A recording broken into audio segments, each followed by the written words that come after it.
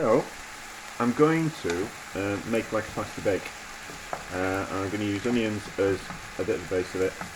I'm not going to make it a tomato based one. I just kind of thought to make it a little bit more interesting, we'll add some of these pork scratching bits. So what do I reckon? 2 teaspoons, that's 1, 2, 3, 4,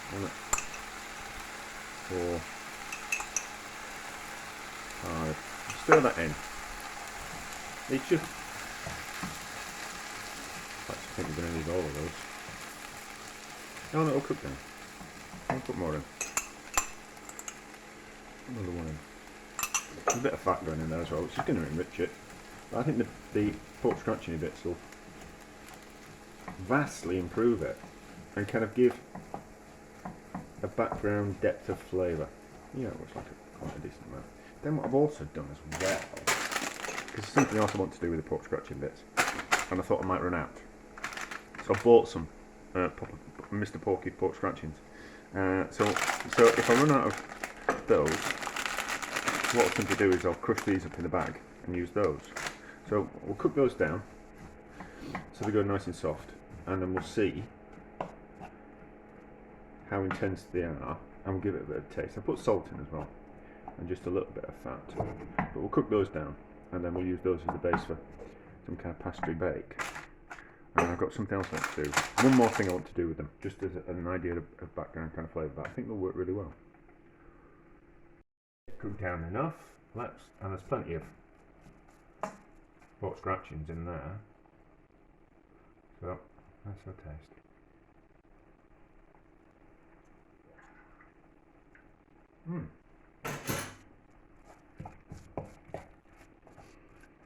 That's really good. That's really good. So, oh, sorry. Really.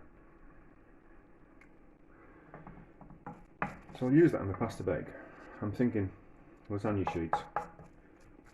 I'm going to use that as the filling with some cheese in, and maybe a bit of garlic pesto.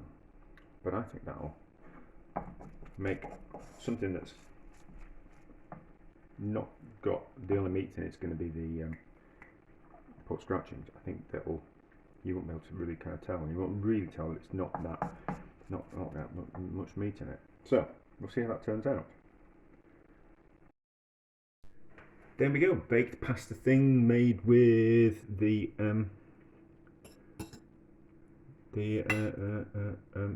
pork scratchings. So I kind of think it's going to be nice.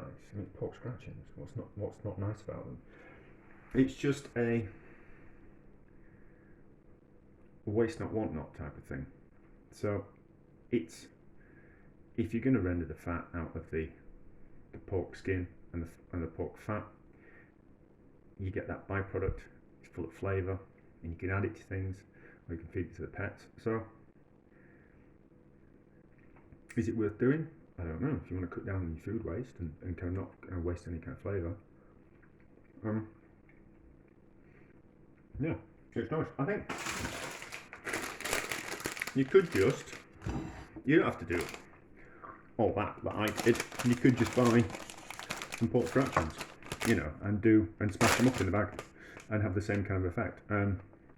They'd taste exactly the same, crunchy and salty and porky.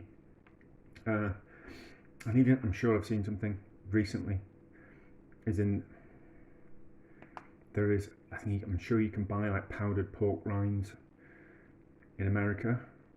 Well, in the United States, it's not something you kind of buy in the UK. You can get like crispy bacon pieces, but they tend to be bits of bacon rather than like pork skin, although there's probably some pork skin in them. But anyway, so yeah, just a fun experiment. Do it. It adds extra flavour, and it kind of goes in with the ethos of not kind of wanting to waste anything at all, But there we go. It's going to be nice. I'm going to enjoy it. Just a bit of fun, really. The next thing that I want to use the pork scratchings for is a tomato sauce. So carrot, onion, celery. Just sweating it down in the pan. And I'm going to wait till it gets soft. And I'm not going to puree it, but I am going to, when it's nice and soft, I'm going to put the tomato. If I get the hand blender in there, it's going to want to chop those bits of pork scratching up even smaller, and I don't want to do that.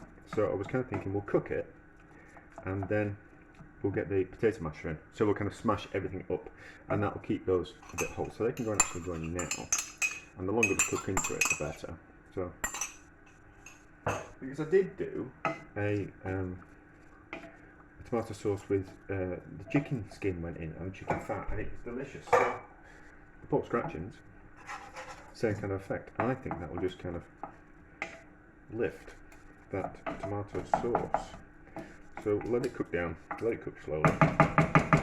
Put the potato masher in when it's nice and soft, and then we can we'll see how it turns out. But just lid on slowly on the back. It's a there's not that much.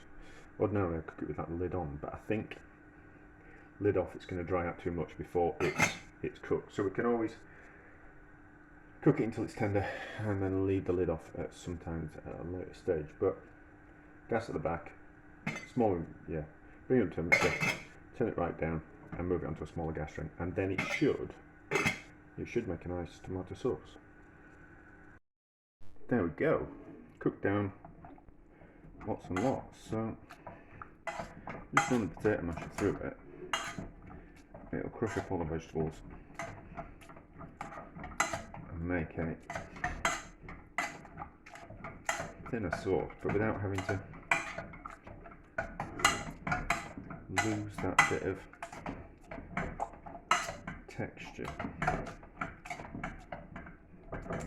And things taste different when they're just mashed up, as opposed to left whole, as opposed to pureed. It kind of changes the flavour.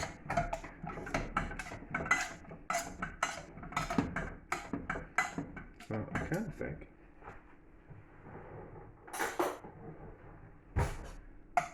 it's good. It's a good way of adding flavour.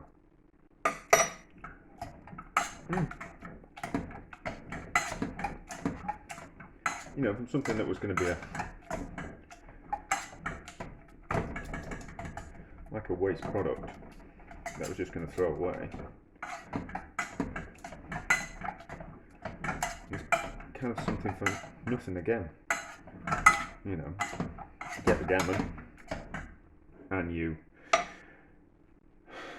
eat the gammon, and then you've got the skin, and then you've got the fat, and you've got the extra bit of stock, and you've got the lard that comes out of it, and then you've got the pork scratchings type of thing.